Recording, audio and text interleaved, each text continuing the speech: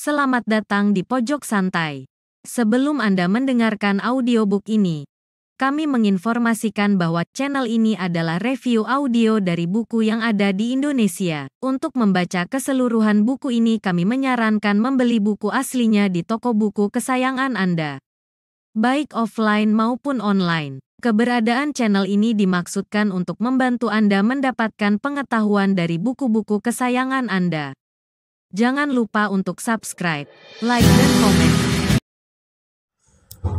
Selamat datang di Pojok Santai, channel khusus yang membahas komik dan novel dengan cara asik. Di dalam perjalanan menjalankan tugas gurunya, Panji Kenangan menemukan adik seperguruannya, Widura, sudah dalam keadaan tidak bernyawa. Siapakah pelakunya? Yuk temukan jawabannya di video kali ini.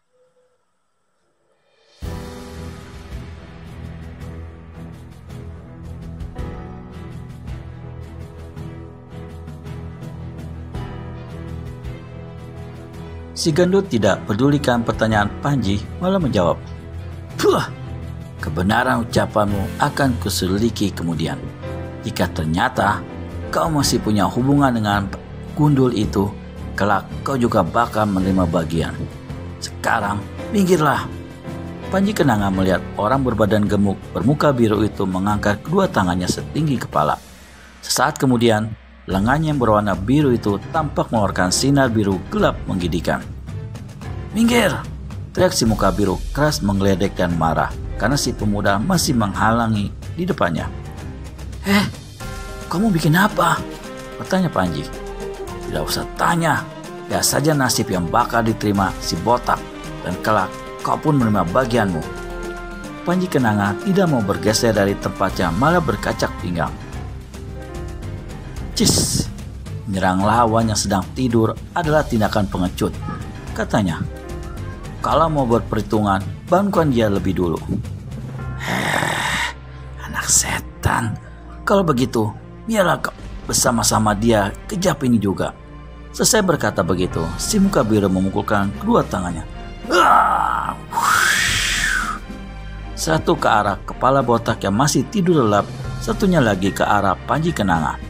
Dua sinar biru menderu dahsyat, mengeluarkan hawa teramat panas. Meskipun saat itu Panji Kenangan masih merasa si botak mata buta adalah kaki tangan istana darah, namun melihat orang diserang dengan cara pengecut begitu rupa adalah bertentangan dengan jiwa kesatrianya.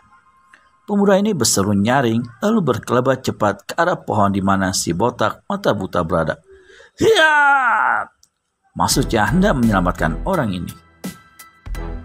Namun dia hanya menemui tempat kosong karena lebih cepat dari gerakannya, hampir tidak kelihatan si botak itu telah berkelebat lenyap dari pohon di mana dia tidur. Sinar pukulan melesat di atas punggung Panji Kenangan. Pemuda ini jatuhkan diri lalu bergulingan di tanah. Di belakangnya terdengar suara buak. Pohon besar tempat si botak tadi tidur patah dan tumbang yang mengeluarkan suara gaduh akibat dihantam pukulan si gendut bermuka biru. Hebatnya lagi, baik batang pohon yang masih menancap di tanah maupun yang terlepas tumbang, keseluruhannya kini kelihatan berwarna biru. Nyatalah, manusia bermuka biru itu betul-betul menginginkan kematian Panji Kenangan dan si botak mata buta. Karena begitu menyerang pertama kali, dia sudah lancarkan pukulan maut yang mengandung racun mematikan.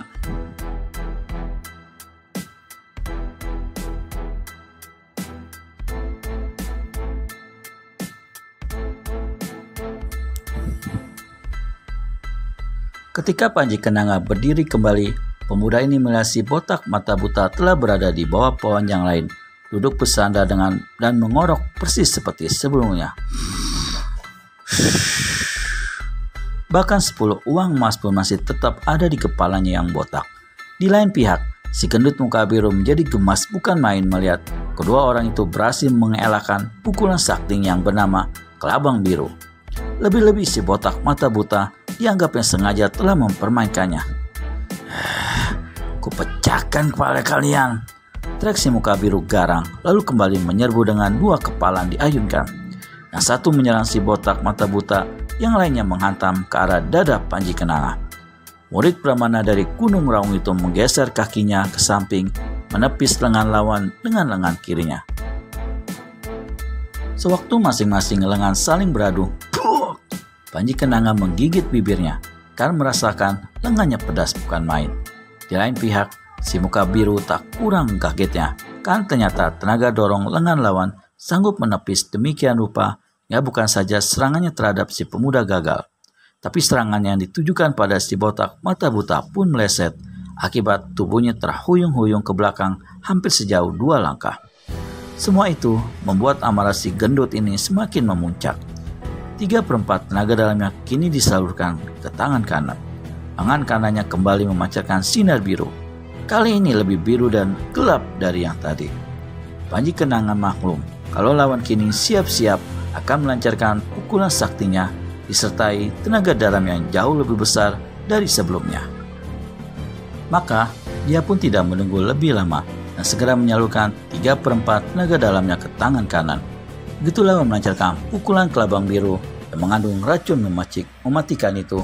Panji Kenanga segera menyambut dengan satu pukulan yang tak kalah hebatnya yang menebar selarik sinar putih keabu-abuan. 2 pukulan sakti saling bentrokan. Karena masing-masing diari tenaga dalam yang tinggi, maka pertemuan 2 tenaga tersebut menimbulkan suara seperti letusan. Pohon-pohon bergoyang, tanah bergetar.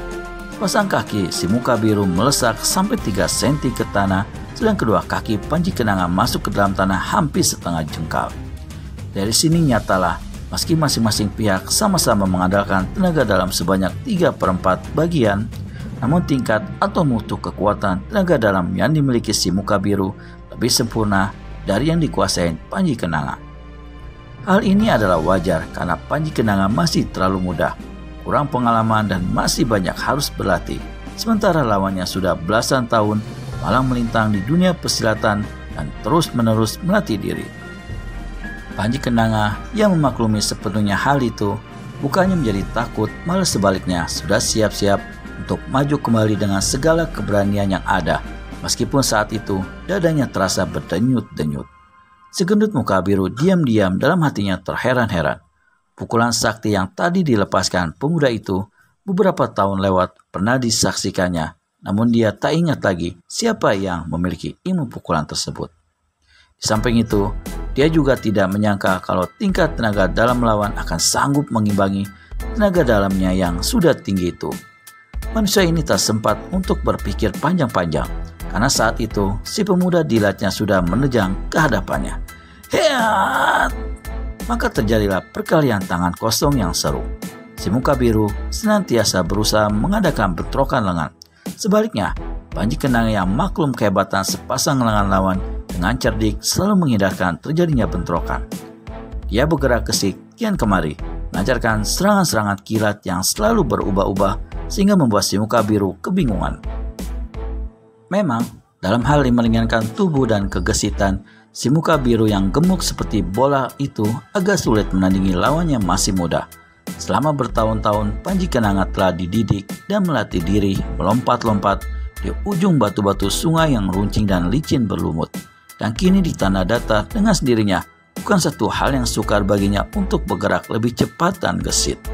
Sambil terus bertempur, si muka biru senantiasa memperhatikan gerakan-gerakan ilmu silat lawannya. Lambat laun, dia mulai dapat menduga-duga. Untuk meyakinkan dugaannya ini, maka dia pun membentak. Anak setan, ada sangkut paut apa kau udah ngasih tua bangka loka pala dari Gunung Raung? Panji Kenanga kaget, namun cepat-cepat dia menyauti. Selesaikan dulu pertempuran ini, baru nanti bertanya jawab sambil minum-minum kopi. Setan alas, maki si muka biru geram sekali. Dia berteriak nyaring dan tubuhnya berkelebat lebih cepat, tapi jaraknya sengaja diperjauh dari lawan, hingga dia dapat melancarkan pukulan-pukulan kelabang biru dengan leluasa. Menghadapi ilmu pukulan lawan yang ampuh ini, membuat serangan Panji Kenanga mengendur, dan beberapa jurus kemudian, pemuda ini terpaksa berada di bawah angin. Si muka biru melipat gandakan kecepatan gerakannya, begitu juga tenaga dalamnya, sehingga Panji Kenanga semakin terdesak. Meskipun Panji telah mengeluarkan pula pukulan-pukulan saktinya seperti yang bernama Mega Putih, namun tidak ada gunanya. Dirinya tambah lama tambah kepepet. Bagaimana selanjutnya pertarungan antara Panji Kenanga dengan melawan si muka biru? Dapatkan jawabannya di video selanjutnya hanya di channel Pojok Santai. Segera subscribe dan tekan tombol lonceng untuk mendapat notifikasi video terbaru dari kami. Terima kasih dan sampai bertemu kembali.